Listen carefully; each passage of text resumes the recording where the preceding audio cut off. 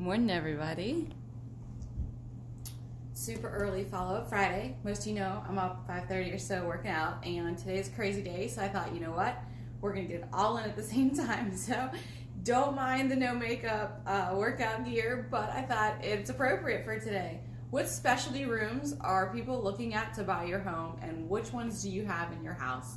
So let's get started with Tuesday. I hope you had a chance to check out Featured by Frenchie on Tuesday. We visited the Social Revolution in Mars. What a cool place. It's mostly for teens and young adults, but they actually had an adult night, I believe, last night. It was one of the first ones. So I hope you have a chance to check them out. It's a great place, no media, just go hang out, no electronics, some board games. Really great people there to help give your teens a break and somewhere to go.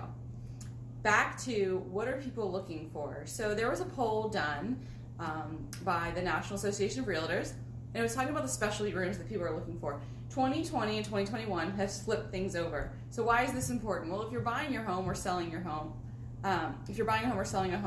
make sure you have a ranking of what rooms are most important to you. There are the top 3, which I'm going to possibly get to next week for everyday living. But today is about the specialty rooms. So not where you use every day, but the ones that not everybody has. Let's start with, obviously, exercise workout, right? So yes, I have a treadmill here at the house. I still work out outside. I have all the gear and things. But there are some people that really need that space. They don't want to go to a gym. They invest in a home gym. Exercise room. 57% of millennials find that that's a priority specialty room. So I am talking more about the highest bulk of the market right now, which are millennials. So the highest percentage, 50% of their needs or their wants goes into an exercise room. What else do we have? The home office. This has really jumped up in 2020 and 2021. Why? Because everybody's working from home. You can also have multi-purpose rooms, but we're going to break them up for right now. So a specialty room is a home office.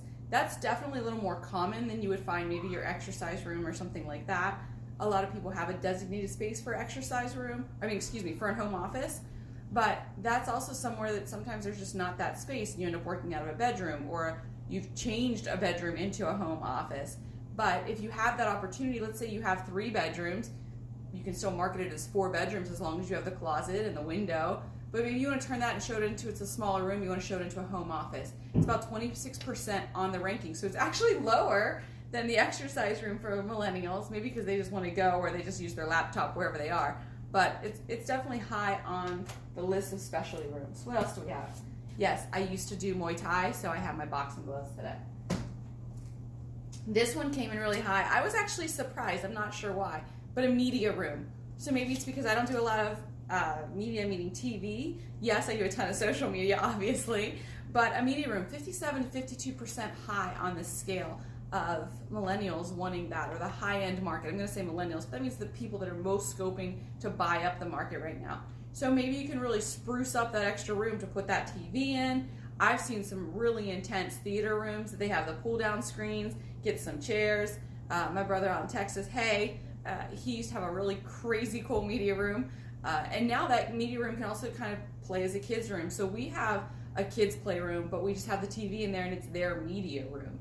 So it might not be specced out as far as the huge TV screen and the cool chairs, but you can still designate a separate area from your living space that would just be for media.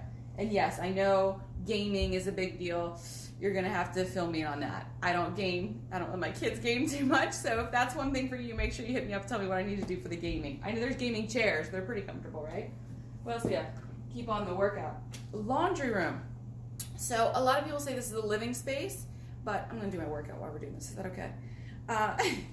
A laundry room, when you have those first-time home buyers, ends up being pretty important and pretty common because a lot of people are coming from renting, right? And not all rentals have a laundry room. So yes, you're like, okay, well, most homes have a laundry room, but what does that space look like? So beyond just having it, you need to make sure that that area is attractive. Do you have shelving in that laundry room? Is there like a plastic wash tub? Is there correct drainage? Is the laundry room actually closed in? Can you put doors around it?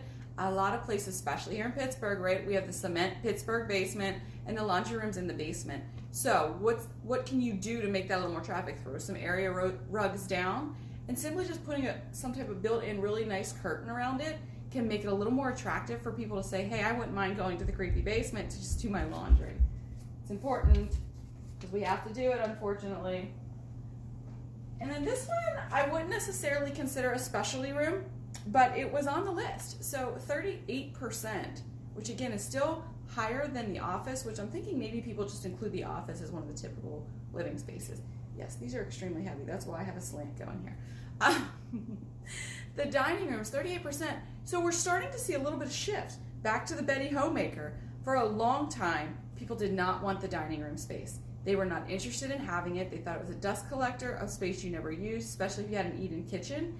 Now we're seeing a comeback. A lot of those old souls are coming out, including this one. I love a dining room space. It's the only space in the house, which is mom's room. So, a dining room, what can you do to make a dining room? You can actually not have an eat-in kitchen and it's just your eating area, but you can make an extremely attractive dining area. So it's separated as a dining room. I think sometimes the formality of a dining room, which is separate from your eat-in kitchen with your table, it's like having two tables. The only place you go for big birthdays, Thanksgiving, you know, that's the only time you eat in the dining room, not in my house, every day. But it's definitely something to consider. What are you doing to make that space a little more attractive, a little more warming? Because it is important now. We're seeing a huge climb in people wanting just a designated dining room space. The families are starting to come back together and maybe have dinner together. We do every single night, but it's starting to become maybe a little priority. We're seeing a shift in dining rooms starting to creep up there.